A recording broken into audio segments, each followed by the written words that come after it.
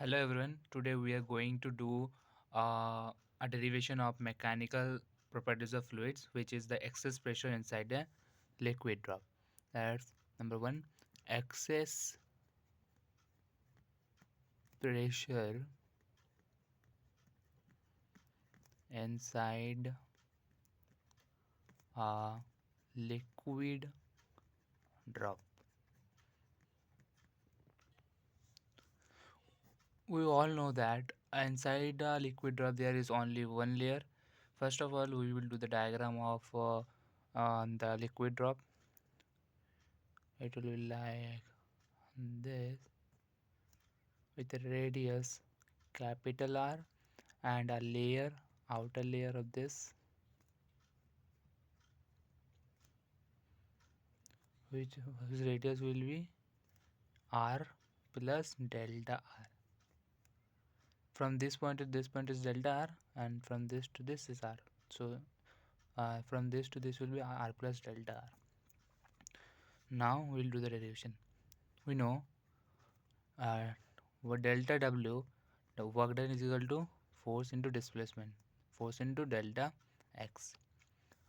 Delta W is equal to force is known as force is pressure into area, and delta W is equal to P. Area of circle is 4 pi r square, and delta X is delta R. That's the first equation. Also, delta W is equal to S delta A.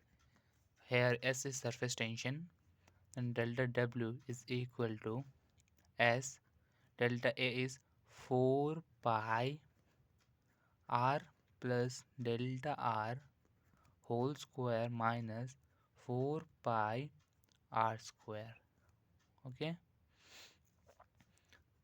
resolving it, delta W is equal to 4 pi S delta R square plus 2R delta R.